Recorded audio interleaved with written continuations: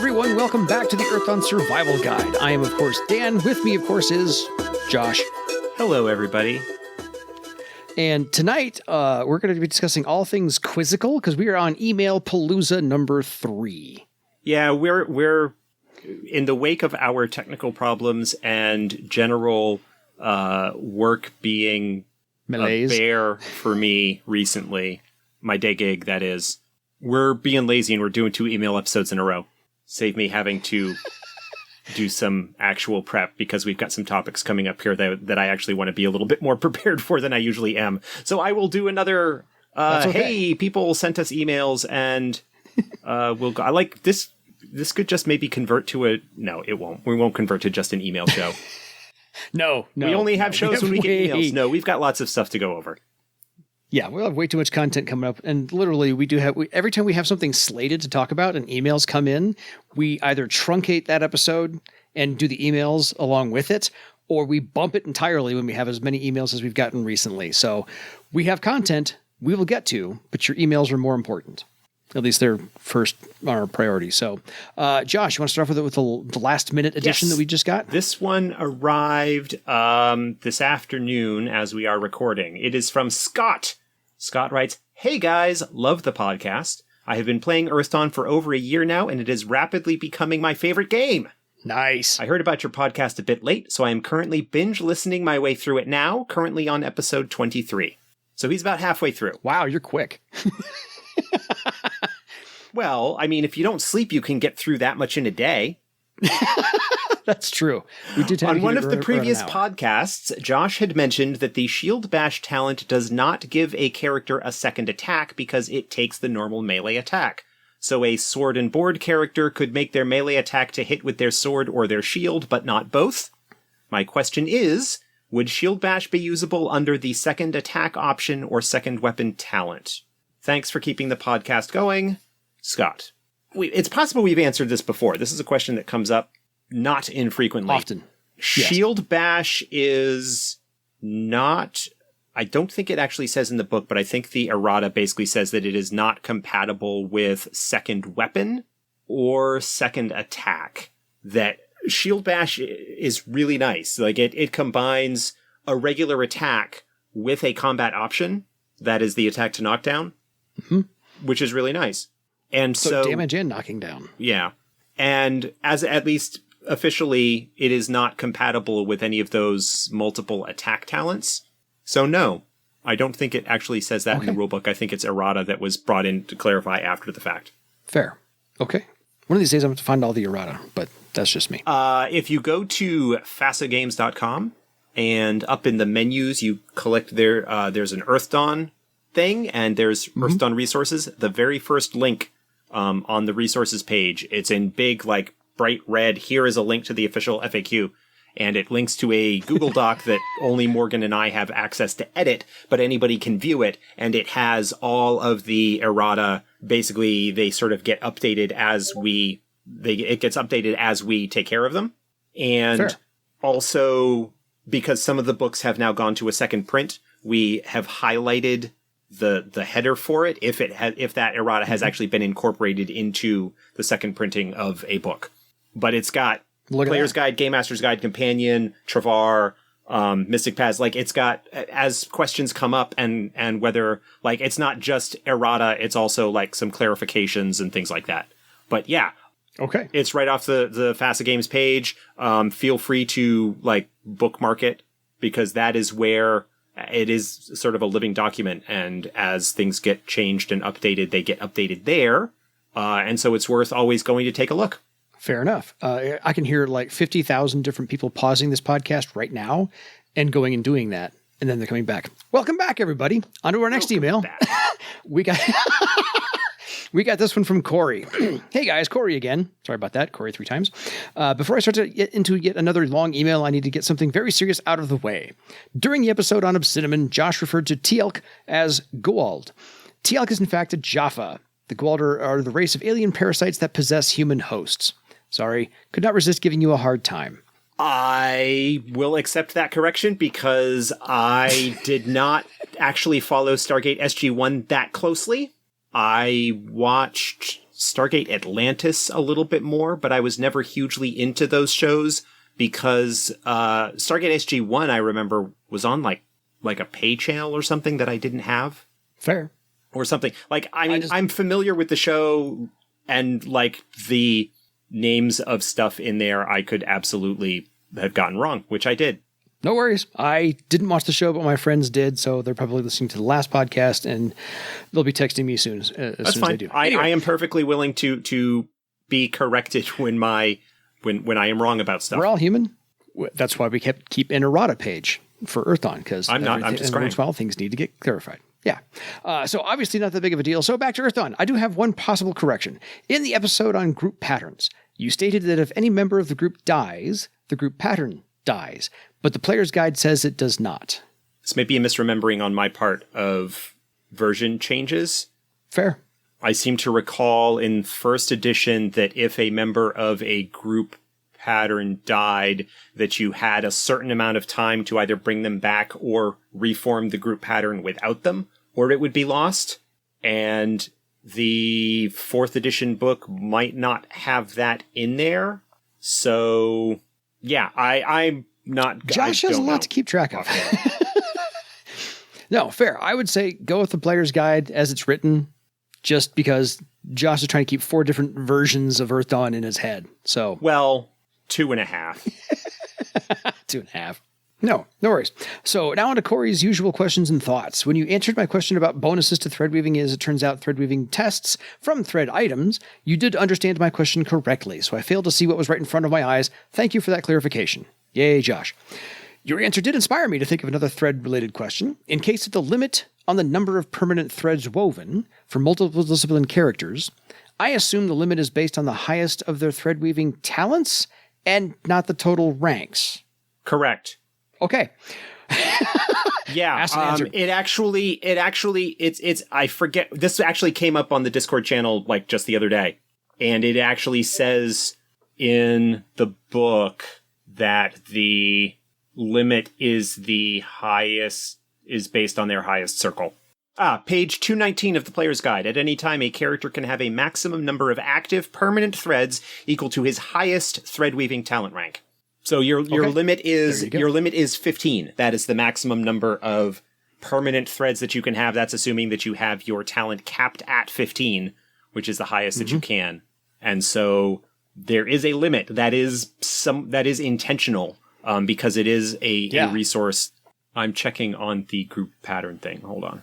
Yeah, it looks like it did get changed. Reading page 235 of the 4th edition player's guide under group continuation. If a character dies and is not brought back to life, the surviving members of the group can still benefit from the group true pattern. Okay. If the dead character is brought back to life in the future, they must rejoin the group and reweave threads to the pattern item to benefit from it. Because when a character dies, all of their threads go away. So they would have to, that's why they would have to do that. Gotcha. So, yeah, I guess it was tweaked, and I just didn't remember doing that. Okay. Probably because of the difficulty in bringing people back to life. Yeah, I suspect so. Because either you bring them back to life like right away with a last chance salve or a spell, last chance spell or something along those lines. Otherwise, like bringing somebody back from the dead is a significant feat. Yeah. That takes some doing. Okay. Well, there we go. A lot of doing. So, yeah. So again, cool. Corey has 2 more points. Hey, so I would write this stuff down so we don't have to remember it. Regarding the episode on masks, I really like masks. Thank you, Corey. I have mentioned that I am running a campaign introducing some new players to Earthdawn. One of the things I wanted to do early on was to show the PCs some of the things that make Earthdawn unique. So after a fight with a swarm of blood bees, the next thing I dropped on them was a pack of cadaver dogs. I felt like cadaver men were too powerful to drop onto a group of first circle adepts, but the cadaverous mask allowed me to find a circle-appropriate threat for the party and give it the flavor of cadaver men, without overpowering the party. My last thought and question for the day is, has FASA ever considered creating a site like DM's Guild, Storypath Nexus, Storyteller's Vault, etc.?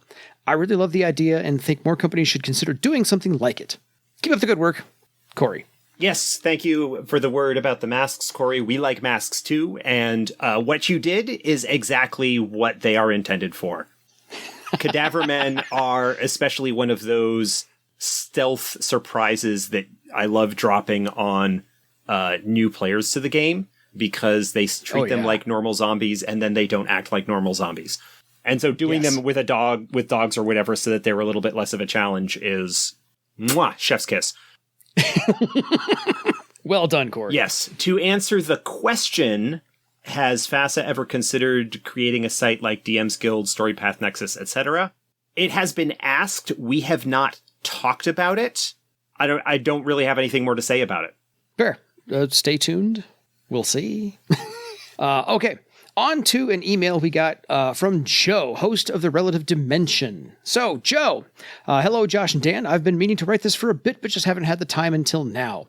Well, it is COVID Nation, so here's all the time you need. In regards to spreading the word about Earth Dawn, I have a few suggestions. I don't know how many of them are feasible or not, but I'll just list some of the ideas. Since I'm preparing to begin a live-streamed game of Earth Dawn, most of these ideas involve podcasts or live streams, since it seems to be a rather untapped potential for mostly free advertising.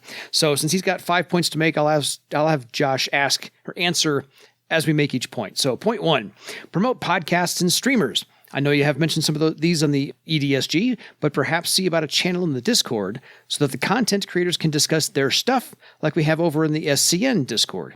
And then ask those podcasters and streamers... Yeah, SCN being Shadowcasters Network. Oh, right. And then ask those podcasters and streamers to promote the FASA Discord to bring their audience over. So, thoughts? I think it's a good idea. We're looking at ways to kind of improve our Discord experience. For people who are using it and whatnot. So that is fair. A possibility. I'll have to bring it up to our tech guy, and maybe bring it up in a company meeting or something and say, hey, this was a suggestion.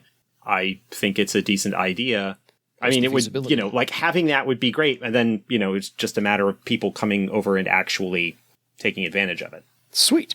Point number 2, set up a folder with some artwork or logos that content creators can use on their streams or podcast links. Official artwork might grab more attention, and these streams and podcasts could possibly draw more people to Earth Dawn via links on the web page, etc. Instead of making the art publicly available, maybe only give permission to certain people that agree only to use the artwork for actual plays or promotional podcasts or streams.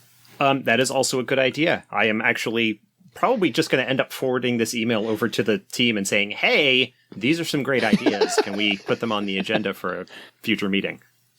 Again, some of this comes into the trademark usage and stuff that has potential legal, some of this has relations. I am just not on my game tonight. Fair. Some of this does tie into legalities in the sense that FASA Games is technically licensing the stuff from FASA Corp, even though we are wholly owned. That has to do with maintaining trademarks and some other IP related ownership things. But yeah, it's a good idea. And we'll go with that. So not to peter that one out, but we'll go with that. Number 3, have someone official hop into the chat during live streams, assuming these schedules permit, and engage with any viewers, if there are any. Wildcards on the Saving Throw Show Twitch stream often has Jody and Clint, Pinnacle's COO and Savage Worlds rules manager, respectively, hanging out in the chat during the streams. So, feasibility? Potentially. Again, that largely depends on scheduling availability and who might do stuff. And willingness to engage in those activities. Certainly we like to engage with people. I try to do so, in a lot of cases, all you have to do to draw my attention on Twitter is mention Earth Dawn in your post. Because I have a custom search that sets up and notifies me whenever somebody has it. There you go. So, all right. Yeah, but in general, I think, again, it's another good idea with all of us, kind of squeezing in our Earth Dawn stuff around day jobs and whatnot. Mm-hmm. Being able to reliably do something on that depends on scheduling and who's available and whatnot. Absolutely. Number 4, perhaps giveaways. See if you can't allow some podcasters or streamers to give away coupon codes for Player's Guide PDF or maybe one of the recent releases. I don't know how it would work with FASA. Perhaps authorize the streamer podcaster to give away 1 or 2 copies and then have that particular streamer or podcaster email someone at FASA with an email of the winner so that instructions could be sent to that person to get a copy of the PDF, sort of how Kickstarter backers are flagged and given a code to download and all that stuff. Yeah, we've done some stuff like that before. I know that we've given out PDF stuff giveaways to Shadowcasters Network when they've done like streamathons and whatnot. We've contributed some electronic product for them to give away. So it is something that we can potentially do. One of the issues is that a lot of streams are small in terms of their viewership. Fair. And so the potential value of giveaways is reduced. Like if a show only has like the same half dozen viewers every time, you can't like continue doing that a whole lot. Although it is potentially a way to get other people to the stream to kind of do a shared like cross promotional kind of thing. I don't know. It's absolutely, it's possible. Yeah, it's certainly possible. It's another, again, none of these are bad ideas. No, got to check into the feasibility of them. See how they go. Number 5, I think lastly, work with podcast stream GMs and see if any of them can promote tease upcoming material, such as the Legends of Barsaive adventure paths. Maybe a GM is willing to run through those, or as happened with the recent announcement of Ool's death in the webcomic, see if any GMs are presently in places to tease some events like that as well. These don't have to be major events, but maybe there are storylines on the back burner that may not be getting print in the near future, but you'd like to tease those events, such as where Adelia is or what she's up to. So anyway, those are just a few of the ideas I have. Again, don't know if they're feasible or how possible they might be, but thank you, Joe, host of The Relative Dimension. That's, again, not a bad idea. The difficulty with that is that, much like podcasts, it is not uncommon for streaming games and whatnot to like maybe have a few episodes and then peter out, that kind of thing. We talked about this in the last episode in terms of like podcast longevity. One of the difficulties there is that the time frame that we work on is kind of extended, and it's kind of sometimes difficult to coordinate that with a group. I mean, we haven't really tried it, so I don't know ultimately how it would be, how it would work out. The one thing that I do want to address, perhaps more specifically, though it wasn't really part of his question, it was just as an example. Yes. But you'd like to tease those events such as where Ardelia is or what she's up to. All I would like to say is, if you haven't already, check out Empty Thrones, because that answers some of those questions. That answers, like, there is a section in there that addresses that very subject. Spoiler. Anyway, not spoiler. Hopefully, we're waiting for the final layout to come back. So hopefully we will actually see the PDF release.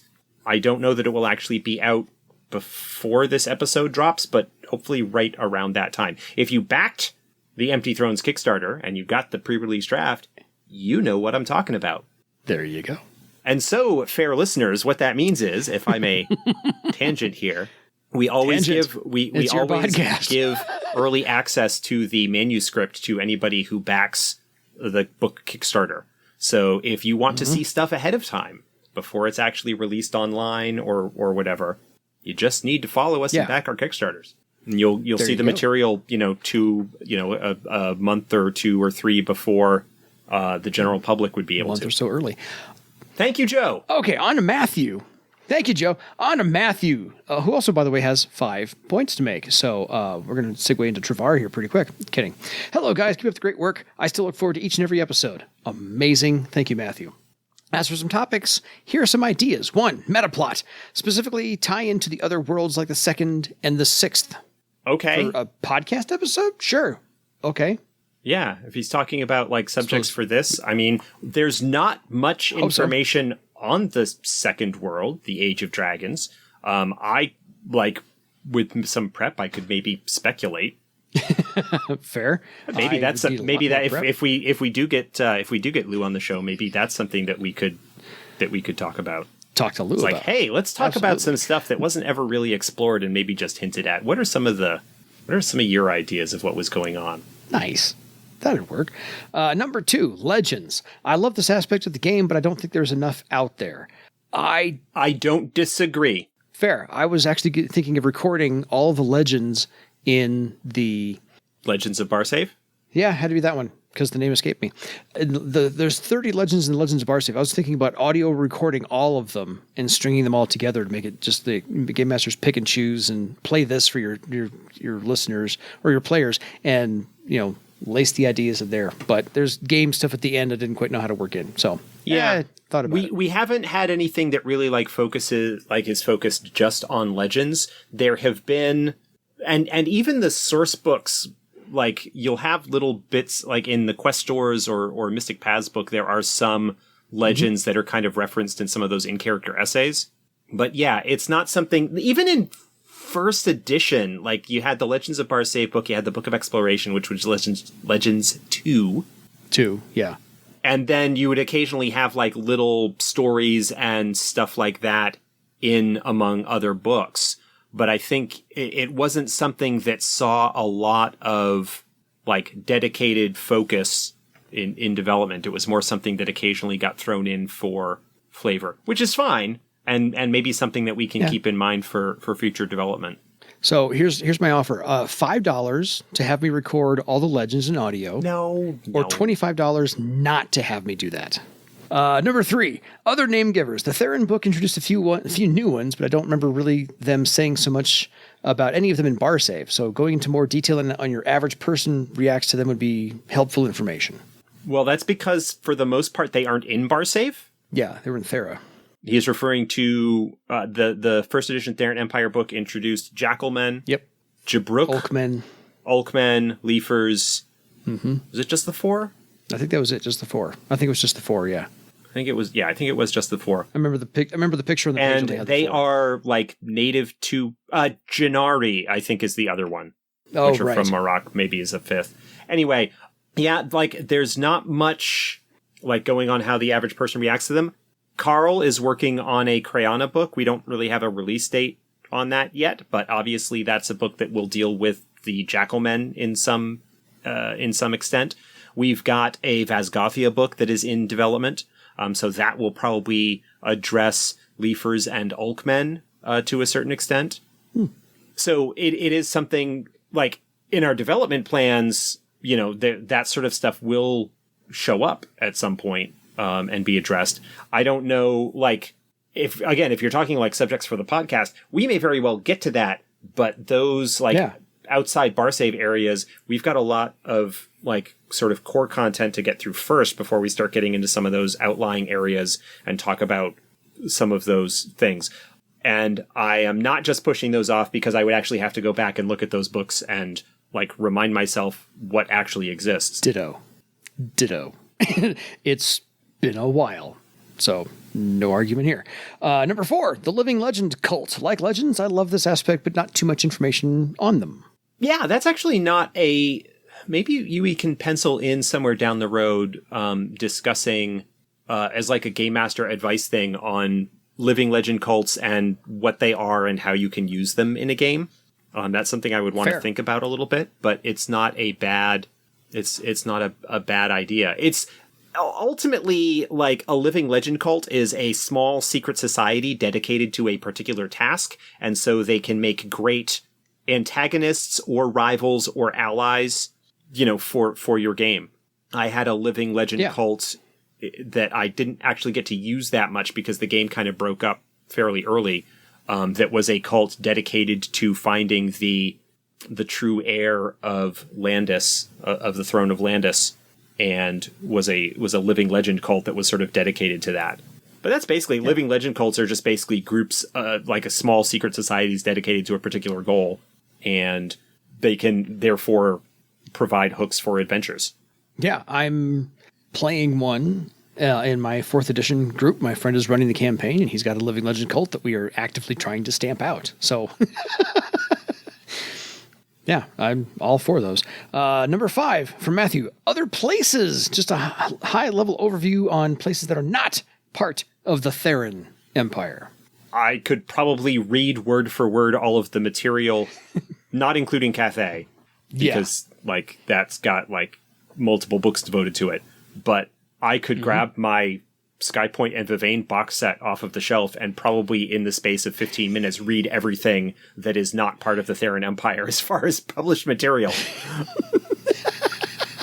Yeah, I mean, it's certainly, again, one of those, like, down the road, maybe ideas we've kind of, like, bandied around in-house about what we might do with other areas. I know Elven Nations kind of provide some tantalizing hints as to what the condition of the Scandinavian peninsula is like in terms of what's there, more in the sense that these things kind of keep coming out from it and they're like nasty and cause problems.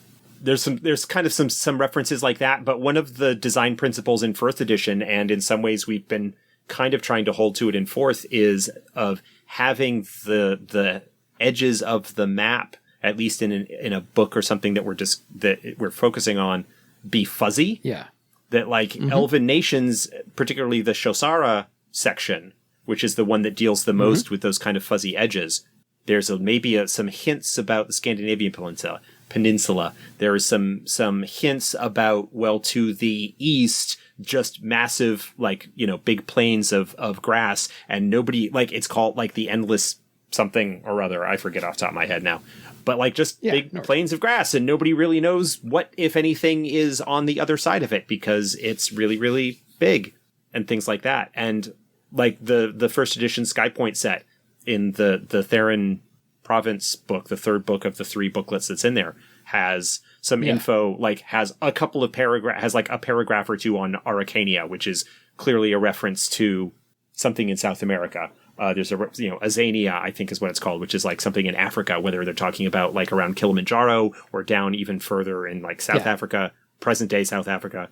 There are some things like that are there, but not a whole lot, and left vague, intentionally so. And until we have a compelling reason to explore it, something interesting to do with it, they will sort of remain that way. Fair. Thank you, Matthew, for all your questions. Whether we can use them either in the podcast we're doing or as development for other stuff, you've at least got the gears in motion. So how's that? So on to Shane. Shane's got a nice long email as well. So, hi, comments, questions for Josh, but feel free to use for the podcast if you like. Well, you wrote us, didn't tell us not to use it, so we're going to use it. I have just finished the Cavalryman episode. Of all the disciplines, it is the one that requires a specific situation to be able to act to its full, that is, being mounted. A comparison could be made to the air sailor, but I see that as being a little bit of a false comparison, as the vast majority of the air sailor's talents can still be used as normal off of a ship. Whereas without a mount, the cavalryman can only really use about 30 to 50% of their talents, if that. How would it work in terms of giving the cavalrymen the standard versions of most talents, avoid blow, wound balance, etc., and a method that would allow them to use those talents when mounted? This would also allow them to be equally useful off of a mount. Clearly, some talents should be retained for mounted only, charge, for one. Some might say it could be unbalanced, but I would question that, as they will be not as warrior as a warrior, and nobody complains that the air sailor or skyraider can be effective off-ship. Perhaps a gateway talent that each rank of which allows the cavalryman to assign a non-mounted talent from a specific list to mounted use. How feasible would that be? And how would you approach the above idea if not with a gateway talent? A lot to unpack there. Yeah, there is. Sorry. Thank you, Shane. So thank you, Shane. Let's let Josh kind of unpack this. I think understanding that this is not in any way, like, this is just me kind of talking through this off the top of my head. So Josh is going to spitball it here. I think that, so there's a couple of different ways to approach this, I would think. One would be to potentially do away with the cavalryman effectively as a standalone discipline, and to instead make the cavalryman a path that basically gave them access to a bunch of knacks only available to cavalrymen that allow them to do all of this cool stuff while mounted. Being on a mount. Yeah. Yeah. Like that's one possibility. I honestly, though, I think that kind of loses a little bit of, I don't know, potentially runs into the issue of maybe like losing a little bit of flavor. I think the cavalryman as a discipline is really, really nice in terms of world building, even if it isn't particularly effective when it comes to your typical campaign situation, right? That's one of the problems with the cavalryman is that because it is kind of so niche in one regard that your standard campaign kind of runs into problems with it unless you're playing a windling with a Zoke or a Q or something like that. That, you know, typically your orc cavalryman group is, you know, running into issues. But yeah, like a cavalryman without his mount is kind of in trouble because he's got melee weapons. He doesn't really have Avoid Blow. He's got Trick Riding, which can be used as Avoid Blow when he's mounted. You know, Charge doesn't do you any good if you're not mounted. Absolutely, like the cavalryman can kind of runs into that situation. But yeah, potentially doing it as a path, but like this feels like it's a point where I would probably only approach that if I were doing like a heavy radical redesign of some potentially sacred cows in terms of how Earthdawn does things, like on such a broad level that it wouldn't be just a matter of, oh, we're going to remove cavalrymen as a discipline and just make it a path that is most common among warriors or whatever. Yeah. I don't know. I'm not sure. I understand maybe the thought process that he's going with. And there comes a point where you just kind of need to say, it's the way it is. And if it's not working for you, maybe pick something else.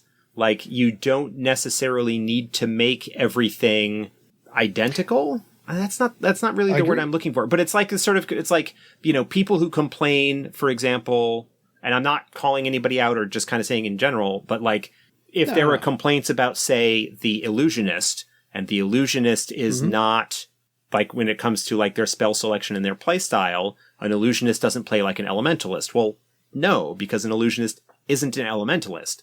If you want an elementalist, play an elementalist. Don't play one. You know, or you know, if like, oh, well, I'm playing a troubadour and I'm not happy that I'm as good in combat as certain things have certain styles and flavor, and you pick them in part for that style and flavor, not because they are the most potent or the best or whatever. And I am not saying at all that Shane is like seeking to do this with the cavalrymen. It just feels like there are some disciplines, cavalrymen probably being one of the best examples of that are useful in particular circumstances that, you know, they just aren't as broadly useful as like some others in terms of like what percentage of campaign styles they are most applicable to. Agreed. My only suggestion otherwise is, and no, you can't use karma on them, but anything you want to do to be more effective off your mount, take as a skill and bump those ranks up as well. That's a way to be more effective off of your mount. You can't use karma on your skills, but it doesn't hurt.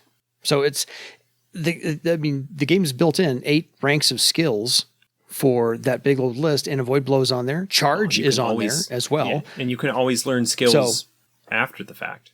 Yeah. So I don't know. It feels like I don't get my talent progression, but I'll go pick it up as a skill. I feel ill-equipped to answer this question off the cuff, because this is one of those questions that, like, I think about it and I go, okay, let me go back and actually compare, like, how many unique talents does the cavalryman have? Like, how many things do they have that are theirs, basically, looking at discipline talents, looking at talent options and things like that. And how many things are theirs? And those are obviously things that define a cavalryman to a certain extent. Yes. What do you do with those kind of after? No, and that's a fair question. I don't know. I've been listening. I've been listening to the Legends of Earthdawn podcast where Rusty is playing a windling on a Zoke cavalryman. But there have been times where he doesn't have the space to build up for his charge. And there have been times when his Zoke has been wounded. And there have been times where he's, and I'm only like into like episode 32, where he's flying away and he can't, and he's got 4 horrors after him. He can't run around and charge because that's just a suicide mission. So he's shooting arrows, which is also not in his wheelhouse for a cavalryman, but he's, he understands I can't use karma on the skill to shoot arrows, whatever the case may be. So he's He's making do with the best he's got, but he knows his primary role is a murder machine on his Zoke, and that's what he's there for. So he knows, and Cliff has done a good job of balancing out when he can and cannot be used because, sorry, there's no room to build up for that charge right now. Find something else. Do something else. So I agree. I'm a little ill-equipped to answer without having broken down the talent list as well and the options to say this many are meant for use on a mount because most of them should be. That's your job. Yeah, it feels like the question is leaning towards, is making cavalrymen a path a better solution for that people can then add on to their characters if the game ends up being one where cavalrymen would be useful? And from a mechanic standpoint, maybe, but from a setting standpoint, I think you lose a lot of world building as a result, which is what makes me hesitant to do that. Fair. I think that's a reasonable answer. Is one better mechanically and is one better for flavor? No, I'm with you because this is an iconic Earth Dawn thing that you don't find in a lot of other games. But no, I think that's a reasonable answer to say for flavor, it exists there and should be there. And mechanics, maybe the mechanics, now that we've discovered paths, or at least been able to work out mechanically what paths are, maybe mechanically it is better, but I still think, yeah, cavalrymen need to be there. Just, they do.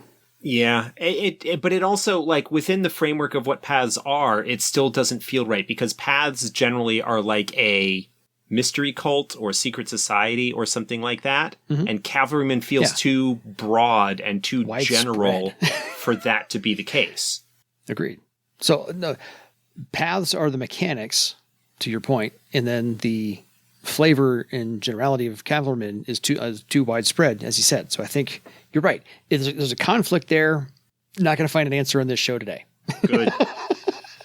Well, thank you, Shane, for the thank you. Topic. That'll get mulled over in our subconscious in the next few weeks. I guarantee it. On to Aaron. Last and certainly definitely not least, because I think this is one of the longer emails we got in the entire milieu in the last week. So good morning to you both from across the pond once again. Well, we record at night, but you don't know that, so it's okay. Previously, I mentioned that I am playing an Epsiode from the Delaris Mountains from the Brotherhood that are close to the Rockhorn Moot that make their homes there. While Omar is an Epsiode, I feel he has a strong connection to the Highland troll culture because of his homeland and backstory, and because of this feels drawn to the Sky Raider discipline as a potential secondary discipline. I recognize that this is mechanically doesn't add much to my character, so is mainly for flavor, and also that it would be a little unusual, but seems like the most fitting secondary discipline to take. He is also in the middle of trying to rid himself of a horror mark he obtained while the Circle of Dawn attempted to cleanse a life rock of a horror infesting it, which led me to a passage on the Horror Stalker path, which suggested that Horror Stalkers are adepts that had once been marked and had rid themselves of the horror responsible, which again fits Omar pretty well, or will once he has dispatched the wretched thing. So my question, second discipline versus paths. Are there any major benefits for one over the other, or is this largely character-player preference? Largely character-player/player preference. The idea behind paths is something that allows you to expand into particular themes without needing to create like an entire discipline. Under earlier editions, Horror Stalker was a discipline and runs into some potential viability options when you start thinking about like what they do and what their objective is, that they always felt like something that would be picked up as a second discipline for someone who already had some good skills and survivability abilities, because going after horrors is generally dangerous, a problem. And the paths framework, when we kind of came up with that, Horror Stalker fits that very, very well. Like, it is a dedicated organization that has some secrets that they keep because, whatever. But that the motivation and in a large part the reasoning why a lot of them become horror stalkers is because of an experience that they have had with a horror, and it drives them a little bit nutty and prompts them to pursue and like slay those. The Purifier as well kind of can have that same kind of background, but takes a very different like emotional response to how to deal with that. Yeah. No, I think ultimately it comes down to character or player preference. I don't think that it's even necessarily required that you pick up a second discipline or a path. There are options basically that allow a lot of new widgets and toys and stuff to become available, and people like those for their characters. Mechanical bits are fun to add on and to play with. But no, I don't think that there are any major benefits one over the other. I think the major benefit of a path over of an additional discipline is that paths are going to give you access to some unique talents potentially, but also a lot of knacks that you will not otherwise get access to. And some of those, depending on the path, can be really, really cool. Fair. A second discipline is generally something that would be picked up when you are looking at a much more major shift in a character's goals or personality to sort of accommodate the philosophical complexities that are involved in following a second discipline, which are not quite the same with a path, and quite often to help potentially fill in gaps in the skill set of the group or the character. So I'm going to add on. Cool. I was going to add on a thought to Aaron's question, which is second discipline, path, quester. Yeah, Questor is another option. Questor doesn't quite have the same degree of mechanical options that a path does. They are similar, at least on a superficial level, in terms of how the mechanics work. But Questor is, I think, quite a bit more devoted into the role-playing aspect than a path might be, just because of the dedication required and the relationship between the questor and their chosen patron. But they are very similar, and I think the choice ultimately comes down to the player and their conception of the character and what the character might be wanting to do. Fair. We haven't had a lot of questions about questors in the last few emails. So figured I would bring them up because I have it slated that we're going to talk about some questors pretty soon. Okay, so more from Aaron. On the question asked about starting a new group with fresh players, I recently did this. And 2 of the 4 players are new to the game as well. I picked a central spot on the map, Surveillance, did a little research into the politics of the area, and came up with a Theran sympathizer plot in the town, which led the group into the servos to find information on a slaver's staging area set up in an old manor house. They took it upon themselves to free the slaves while they were there too. The point was to introduce what is now a fairly minor threat to Barsaive in the Therans, while giving them a relatively easy mission to get grips with the system, the mechanics and environment. It seemed to work well enough for my first try, but as it was a fairly central, I found it easy to create a bit of sandbox of a campaign. They have a choice of directions to travel, and I just have small plots here and there to keep them busy while I plan the big event in the next area. On the ideas for celebrating the Earthdawn Survival Guide's anniversary, how about a live Q&A on Discord that you can record and post up with the inclusion of some of the GMs and players from the actual play podcast or streams, and maybe some of the big names in the game? Maybe a good opportunity for Josh and the other developers to ask questions of the consumer to get some first-hand feedback from those playing and running games. That's cool. One of the... I don't think it'll end up being an anniversary show thing, but actually one of the things that I want to do is have Kyle on and record a conversation between me and Kyle talking about Empty Thrones and the work that went into that and the development of that sort of thing, because I think that would be interesting, and I want to talk about it. I want the book to actually be officially out so that I can talk more about it.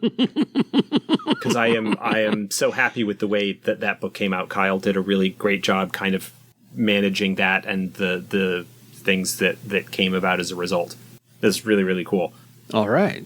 I will also say that while I cannot release anything official at this time, stay tuned. When I can talk about it, I will. But if you keep an eye or an ear to official FASA news sources like the Discord or the blogs or whatever, that there may be similar kinds of things coming down the road. Fair enough. So that pretty much wraps up the episode here for Email Palooza 3. Yes. We did not actually say you can contact us at edsgpodcast@gmail.com, but we will say that now. But we just So did. if you have any questions for us or want to tell us how your group is doing, We just did. I just mentioned sort of the official channels. Of course, you can find me on Twitter. You can find Dan on Twitter, although he is nowhere near as active as I am. There's, of course, the official Earth Done Survival Guide Twitter feed, which I keep an eye on as well. Facebook, although I have been kind of reducing the amount of that in my life lately because I just can't these days. Fair. Oh, we should give a shout out because the Earth Done Survival Guide Twitter feed absolutely just found a new Earth Dawn live play podcast. Yeah, maybe. Radio Free Earth Dawn. Free Earth Dawn. Yeah. Yep. It's another. They get a shout out as well. Yep. There's another actual play. Yeah, there's a few of them. I'll have to put together a summary of hey, here's the stuff that's going on now. And that connection. As my time is so limited, I have not actually had much of a chance to listen to it. So fair. But yes, Radio Free Earth Dawn is the name of it, and you should be able to find it if you search for that. Yeah, and the first episode I think is 33 minutes long, so easily squeezable into anybody's non-busy day. How's that? So anyway, what are those like? Josh, thanks for making the time. Thank you, Dan. And apologies to Happy to be here. You know, our email shows are fine, but apologies for being like out of it. It has been hecka crazy at work. No, it's okay. It's been a day. Nothing to worry about. We will be on the ball next time around, guaranteed. When we will talk about. Yes, we've got a couple of actual content episodes planned coming up here for the very near future. Because we have one discipline left to talk about, and I'm pretty sure Spirits and Summoning is slated very soon. Yeah, there we go. So, anyway, folks, that'll take care of us for now, and you know where to find us. If you don't, you're not trying hard enough, but otherwise, it is time for you to go email us your legend. Good night, everybody.